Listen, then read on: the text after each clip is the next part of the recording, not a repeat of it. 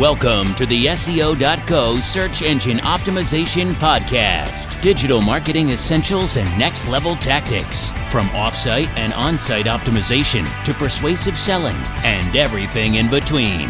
You'll learn actionable tips on what it takes to outright and outrank your competition. Now, here's your host, Timothy Carter.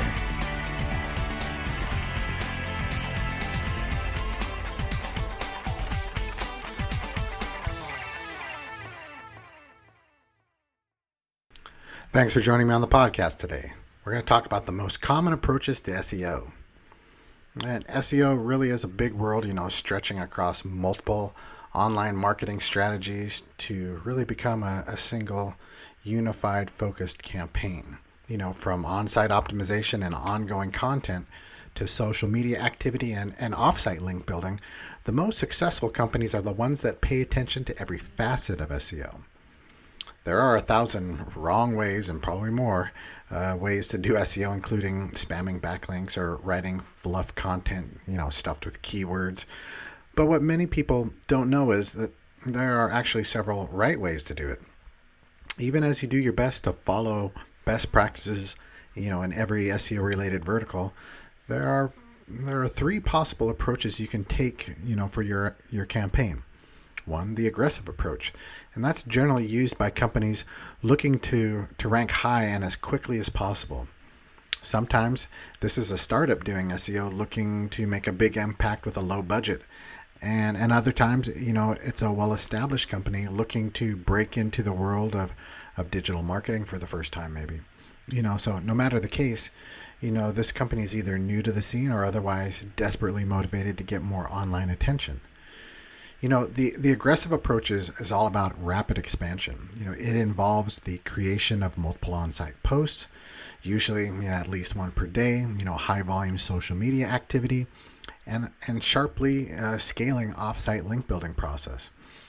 The key benefit of this is the rapid build of rank and quote-unquote domain authority of your site, taking all these actions quickly and uniformly over the course of as little as 3 months can have a substantial impact on your long-term visibility. However, you must keep in mind that domain history plays a part in this authority too. So if you've purchased this domain, you don't expect to have a great authority in your first year either. But, there are two major downsides to an aggressive approach. First, it costs money, and sometimes, in some cases, a lot of money. Unless you plan on doing everything yourself, you'll need to pay for all these, high quality blog posts and all the time that must be spent vetting external link sources. Second, it's risky. Even if you prioritize the quality of your production, the fact that you're working quickly leaves you vulnerable to errors and quality slips. If you choose the aggressive approach, take extra caution. The second one would be the competitive approach. That approach may sound similar to the aggressive one, but it's possible to perform work based on your competition without becoming aggressive. Usually this type of company isn't sure about their SEO strategy. They may not have specific goals, they may be wary of SEO's effectiveness, or they may have no idea what they're doing. In any case, they're mostly interested in SEO only to gain an advantage over their competition or stay afloat in the competitive digital marketplace. Because of this, the competitive approach really is all about, using your competitors and gaining ground on them whenever possible. It involves looking at your competitors, their blog posts and finding inspiration for topics of your own. It involves researching your competitors' backlink profiles, mirroring those profiles the best you can. It also involves performing highly detailed keyword research and finding phrases and topics that are valuable to your company that your competitors haven't touched yet. It's a way of analyzing your competition, mirroring their strengths, and taking advantage of their weaknesses. In many respects, this approach is probably the most efficient. It doesn't require the budget that an aggressive approach would, and it has surgical focus intended to get you one rank higher than your biggest competitors.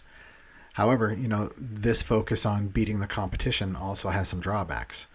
First, positioning yourself in line with a competitor, could damage your public perception of your brand by making you indistinguishable. Second, you could be spending less time developing your infrastructure, which makes you poised more for short-term gains than long-term sustainability, potentially reducing the total eventual value of your SEO campaign. Then there's 3, the user-focused approach. And finally, this approach can be implemented without any prior knowledge of SEO. You'll still have to make some on-site tweaks, such as ensuring your meta titles and descriptions are in order to convert when people are seeing your results in the search engine requests that they make. But for the most part, this approach, can be implemented by anybody. It's usually reserved for companies interested in gaining higher ranking, but aren't really concerned with meeting specific traffic numbers in the short term, and they're not too worried about the competition. Instead, they want a steady long-term path for growth with minimal risk and a minimal budget. And the user focus approach is pretty much simple. It's make moves and produce content that is going to make your users happy. Design a website so visitors enjoy the experience. Write content that is truly valuable for your ideal user. And then, post on social media in a way that's funny or entertaining or catches their attention. Dedicate yourself to making your users as happy as possible. And happy users, will share your content, post links to you, and generally, behave in a way that will naturally increase your site's domain authority. And really, you'll never have to worry about getting penalized for sneaky or unnatural practices. This strategy's biggest drawback, though, is the fact that it takes time and commitment to execute properly. You won't see immediate pragmatic results. You won't be able to say, hey, I've gotten X from Y because I did Z. You won't see that in the results of a competitive approach or the quick scalability of an aggressive approach, but you'll also pave a risk-free road to steady long-term growth in the process as each one of those pages starts to rank and creates that experience that your ideal customer is looking for and wants. So as we wrap up, which is best? Really, the best approach is the one that does the best job of meeting your goals at that time. If you have some extra money to spend and you're looking to rise quickly, go aggressive.